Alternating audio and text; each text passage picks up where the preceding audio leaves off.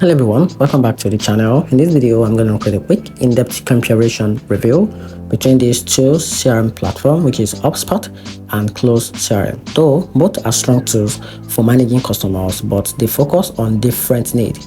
So here's the breakdown. HubSpot CRM is a full-suite platform that combines contact management with sales, marketing, and support tools all in one place. It gives you contact tracking, email sequence, dashboard, and automation, plus marketing tools like forms, landing page, and analytics. HubSpot works well for teams that want a complete system with everything connected, from lead to sales to support, and it scales easily as you grow. As your business grow up, it scales easily with you. Now, talking about Close CRM.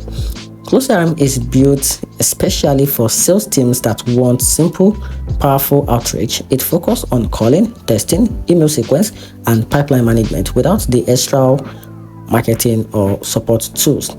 Its interface is simple, and sales focus on teams can close deals fast without distraction. Close CRM doesn't have these built-in market features as HubSpot, but it's great if your main goal is selling.